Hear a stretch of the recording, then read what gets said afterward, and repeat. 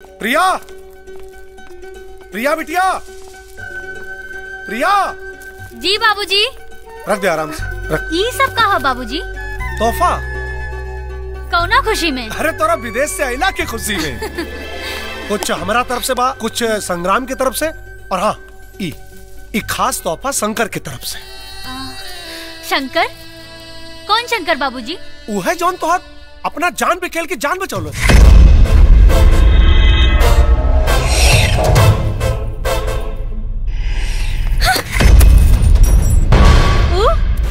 उ जल्लाद, उ कसाई, हर जौन इंसान के गाजर मूली जैसन काट देलस।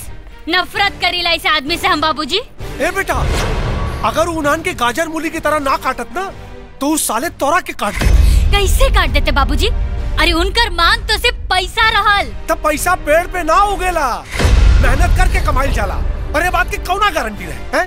कौना गारंटी रहे कि पैसा पाइला के बाद वो सब तोरा के छोड़ देते हैं? ए बेटा सुना, वो इंसान ना जानवर रहले से, और जानवर के ही भाषा में समझावा के पड़ेला। समझावा अपना बिटिया के। बाबूजी। हाँ?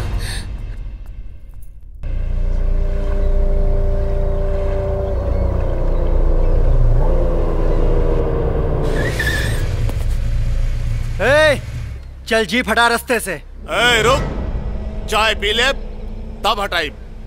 कौन हवे रे? अबे गाड़ी हटा ले। वो विधायक के आदमी हवे शंकर, और वो बहुत खतरनाक आदमी हवे। अरे तो हम कौन शरीफ आदमी हई?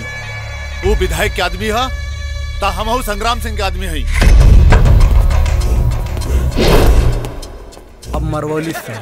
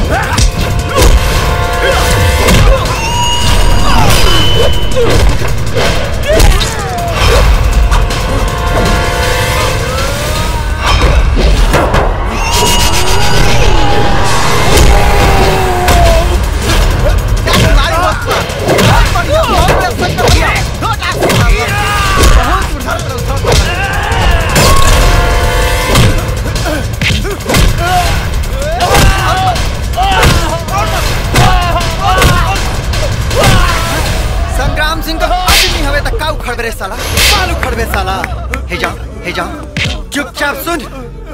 आज के बाद अगर हमारा रास्ता रोक ले तो नीचे से डंडा डाल। हाई जितना जनी तोरा साथे वालो सबके लेके जो। अबे कहले रही ना, अबे आखिर तोड़वा दे लेना। साले बोलने वाली मत लग। आखिर साले चल रे, गाड़ी चालू कर साले, चल।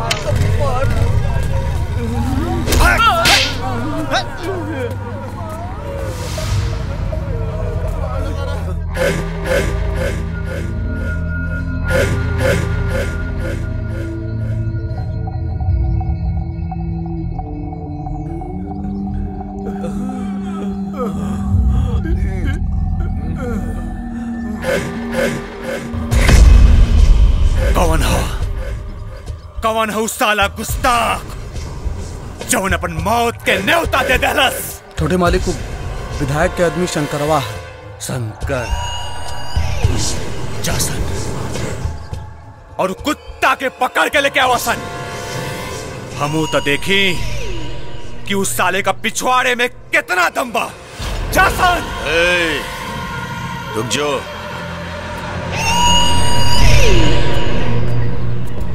का रे, शंकरवा कौन मुर्गी के बच्चा है? शंकरवा मुर्गी के बच्चा ना है जे तू लोग झट से पकड़ के और पट से ओकरा गर्दन में रोड़ देवे। बुझले?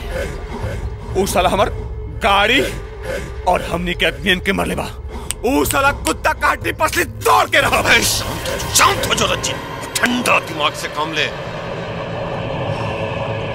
देख, ऐसा कोनो हरकत मत करती है जोना से तारा और प्रिया के रिश्ता में कोनो फर्क पड़े बेटा। लेकिन बाबूजी लेकिन ना जोना कले चुपचाप बात मान, अपन गुस्सा अपन जज्बात पे काबू रख, काबू। और खास तौर पे बेटा अपन अय्याशी पे। जबले प्रिया से तोर बियाह ना हो जाए ना तबले शराफत और इज्जत के चादर ओढ़ के रख बेटा, तब पूरा करोड़ों के दौलत हाथ से चले। बुझले? हम ठीक कह दानी बेटा, वो तोरा के रानी बना के रखी। हाँ बेटा, भगवान के दिहल ओकरे पास सब कुछ बा, घर द्वार धन दौलत गाड़ी घोड़ा सब कुछ बा। माई, जिंदगी के गाड़ी धन दौलत गाड़ी घोड़ा के बल पे ना बल्कि अच्छे जीवन साथी के बल पे चलेला। और वैसे भी जौन आदमी के हम जल्दी समझनी ना ओकरा साथे शादी के लिए हाँ कैसे कह दी। बाकी बेटा बिल्कुल सही कहा दिया, हमार बिटिया बिल्कुल सही कहती है शांति। ई रउआ कहता नहीं, प्रिया के अपना जीवन साथी चुने का पूरा अधिकार बा और ये अधिकार एकरा के मिले के चाहिए। जा बेटा, रंजीत के अच्छी तरह देखभाल ला, जांच पर रखला, फिर जवन तो हर दिल कहे ना हमरा के बता दिया। अगर तू हाँ कहबू तो हाँ हुई और अगर ना कहबू तो ना हुई। सच बाबूजी? हाँ बेटा। थैंक यू वेरी मच बाबूजी।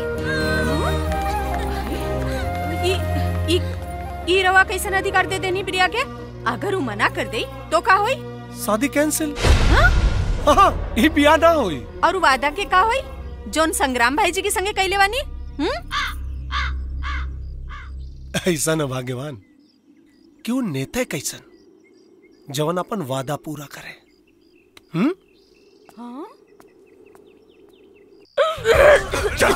चल भाग यहाँ से। बाबूजी।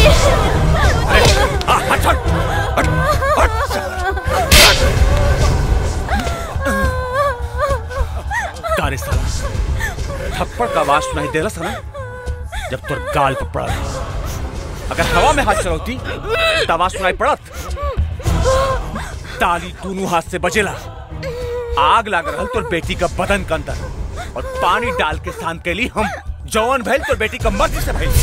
अब तोर बेटी अपन पेट फुला लेलस तो हम तो करी रे, हम तो करी। ना मालिक, ना मारी हमरे बाबूजी सरकार मुआ दे, लेकिन हमने बेटी के अपना ले। हाँ, अपना ले। तोर बेटी के अपना ले। हाँ। साला गली के फेंकल हड्डी के अपन गर्दन में लटका ले। चल चल निकल यहाँ से, चल निकल। ना छोटे सरकार ना, ऐसा जुल्म ना करी, रहम करी हमरा पर, रहम करी छोटे सरकार। बर्बाद ना आबाद ले ले पैसा और गिरवा दे अपन बेटी का लड़का। ना छोटे सरकार, ये लड़का राहुल का हो, ये पाप हमसे ना होई। ये पाप तोरा के नहीं करेगे, ये पाप डॉक्टर करे। पकड़ पकड़, तू हूँ खाइए और डॉक्टर के भी खिला दिए। और खबरदार केहू से बतैले कि तो बेटी का पेट में हमार नहीं कमा, बाप बेटी के कटवा के गंगा में फेंकवा दे। बाबूजी, बाबूजी, बाबूजी।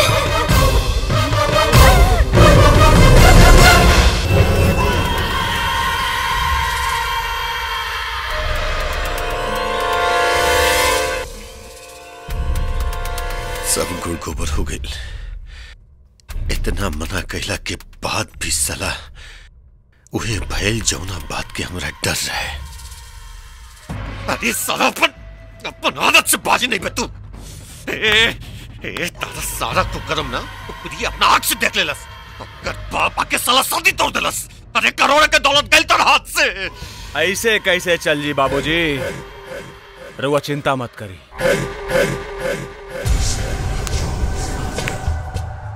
कुछ न कुछ सोचा था नहीं। कुछ सोचा समझे का जरूरत नहीं के संग्राम, फैसला हो चुकल बा, अब ये शादी ना हुई बस। अरे भाई लेकिन एक बार हमारे बेटा रंजीत के बात तो सुन ले समर। सुने सुनावे के कोनो जरूरत नहीं खे। ऐसन कुकर्मी लड़का से हमार बेटी के बिहार ना हुई। चली जी चली। ठीक बा, बेटी आप लोग के हा जॉन फैसला करी, लेकिन हाँ जॉन कुकर्म प्रिया अपन आंख से दिखले बड़ी वो हम ना हाई कइले बा। अरे साला बताई लोग के, बता कि सच्चाई का है। जी विधायक जी, वो कुकर्म हम ही कहले बानी और फुलवा के बाप यही के शिकायत लेके छोटे मालिक के पास आए। झूठ बोलत आई।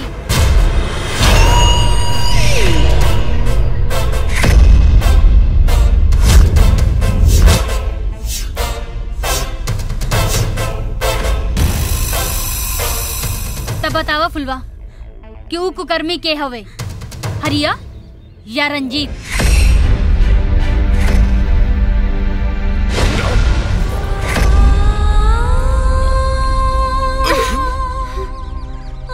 मेम साहब, छोटे मालिक।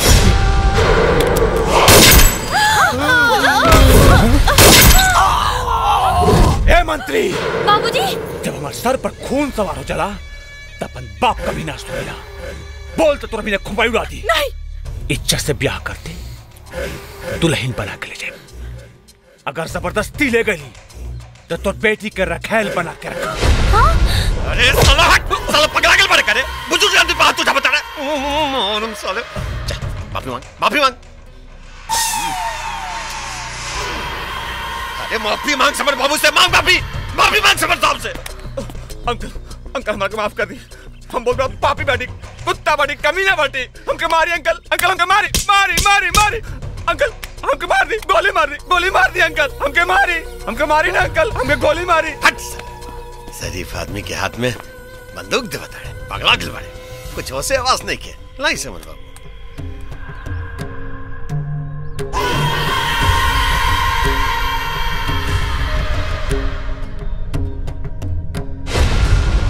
समर बाबू, दरवाजा पे दुद्दू को लाश, रिवॉल्वर पे तोहार उंगली के निशान। तब तू ही बतावा खून हमर बेटा कैले बा कि तू?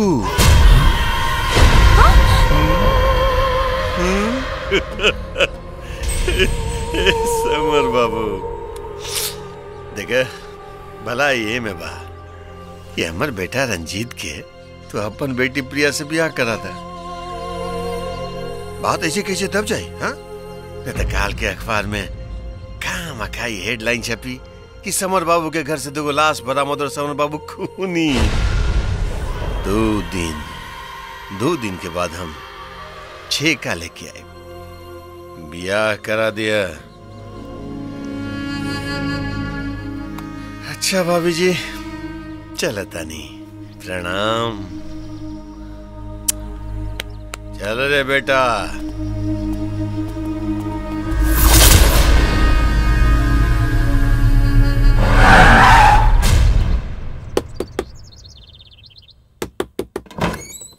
बाबूजी,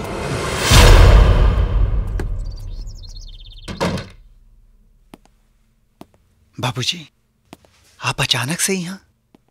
कोनो बात रहला तो हमके बुलवा ले रहती। आप आवे के कष्ट काहे कहीं? बात दरअसल हमरे मान और सम्मान पे आ गई बा, इसे खुद चल के आवे के पड़ल। आदेश करी बाबूजी, खुद के गर्दन कटवावे के बा कि दूसरा के काटे के बा? दोनों को जरूरत पड़ सकेले, काहे कि सवाल हमरा बेटी के जिंदगी के बा। बात दरअसल ही बा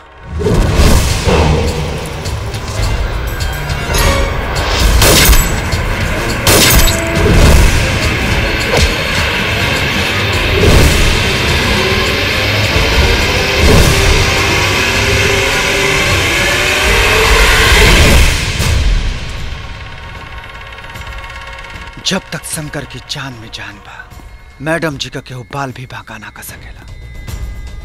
और अगर वो बाप बेटा मैडम जी की तरफ नजर उठा के भी देखले तो ओकरे घर में शादी के ना उन्हन के लाश पे मातम के सहनाई भाई। हमरा के तोरा से यह उम्मीद रहे शंकर। लेकिन बाबूजी हमन के यहाँ लड़का रहे नहीं जा, मैडम जी हमन के साथ यहाँ। शंकर बेटा हमरा के तोरा पे पूरा भरोसा। ठीक है, अच्छा चलती है। जी बाबूजी।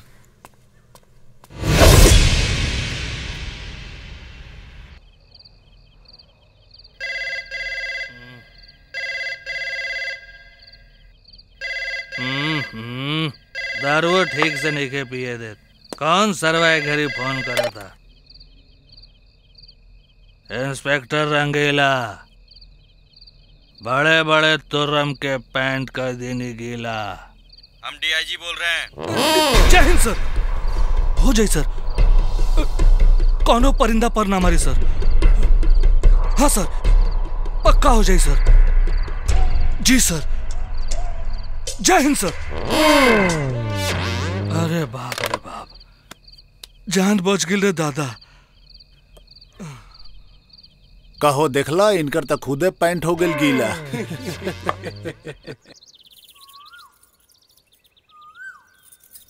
जय हो तुलसी मैया, हमार घर परिवार की रक्षा करिया, सब खुश रहे।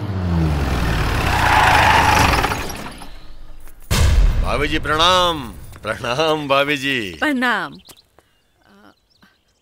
भाई साहब, ई सब का बा?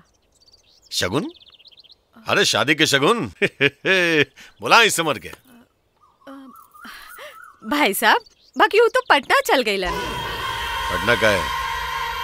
वो कहत रहलन विधानसभा के सत्र चालू बा, जरूरी काम बा, जाए के पड़ी, सवेरे ही चल गईलन। कोई बात ना, चली प्रिया बेटी के बुलाई, ही शगुन ओकरे हाथ में दे दे। कहो पंडित जी। हाँ हाँ, शगुन तो बिटिया खातिर आइल बा। हाँ। बाकी भाई साहब, वो तो प्रिया के भी संगे ले गेलन। प्रिया बेटी के साथ ले गए, लेकिन का है? अरे शादी के जेवर कपड़ा जन खरीदे के बा।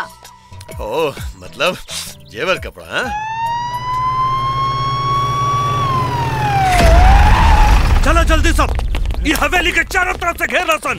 और हाँ, कोई परिंदा पर ना मार सके। और देखो कोई गुंडा मवाली नजर आए, ओकरा गोली मार दिया सन। भाभी जी प्रणाम। प्रणाम। दरोगा जी, ये सब का बा? दरअसल मंत्रालय से आदेश आइल बा कि राउर हवेली की सुरक्षा बढ़ा देवल जाओ, कहे से कि अपने जान माल के खतरा बा। खतरा? अरे हमार के दुश्मन बा? अरे भाभी जी, दुश्मनों दोस्त के रूप में रहेला। खैर कोनो बात के चिंता नहीं खे। हमार नाम है इंस्पेक्टर राजवीर रंगीला, बड़े बड़े तुर्रम के पैंट कर देनी गीला।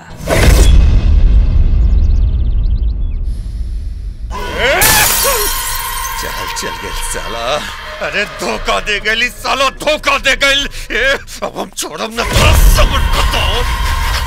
हमरा के तो मालूम रहे बाबूजी, हमरा के मालूम रहे कि ऊ साला दुमुहा साफ हा, लेकिन रउवे रोक देली, नहीं तो उदीने साला के ठोक दिल रहती और ओकर बिटिया के घसीट के लेके आई रहती। आई आई बेटा आई, वो हरामी की बेटी ही घर में बहू बन के आई, प्राण बाठा को संग्राम सिंह के। हमर शान के बात बन गई और अपन शान बचावे खातिर लाशन के ढेर लगावे के पड़ी, लगाई साला खून की नदी बहावे के पड़ी भाई। लेकिन ओकर बेटी आई है घर में दुल्हन बन के। अरे साला दरोगा रे, तो ये काहिले तोरा भी आवे के हिम्मत कैसे मिल रे? वार्निंग देवे, हवेली पर हमार ड्यूटी लागल बा। अगर तोहनी दोनों उधर नजर उठा के देख ले तो गोली चल जाई, खून खराबा हो जाए। साला तू हमारा धमकी देवे रे? तू संग्राम सिंह के धमकी देवे? बच्चे का दबा दी ना तो साला पूरा वर्दी में छेद छेद हो जाई, इतना छेद कि गिल्ले न गिनाई। हरामखोर साला, हमरे टुकड़ा पे पले वाला कुत्ता, हमने से भौं कर बे तू। टुकड़ा के बदले में तोर काम भी केले बानी, तोहर तमाम कुकर्म के फाइल दबा के रख ले बानी। बाकी अब वो फाइल ऊपर आवे के टाइम आ गई। का मतलब रे? तोहारू दोस्त विधायक चाल चल गई, हमरो ऑर्डर आ गई बा तोहर गड़ल मुर्दा उखाड़े के। मर्डर, डकैती, फिरौती गईला संग्राम सिंह, तू दोनों बाप बेटा लंबा गई कहे से कि तू दोनों के गर्दन हमार चंगुल में बा। अब तुम्हें बतावा दबाई कि ढीला करी।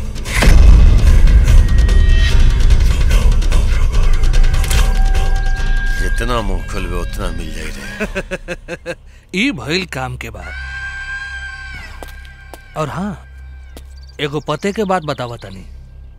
तोहार दोस्त विधायक अकेले पटना गइल बा, ओकर बेटियों हवेली में नइखे।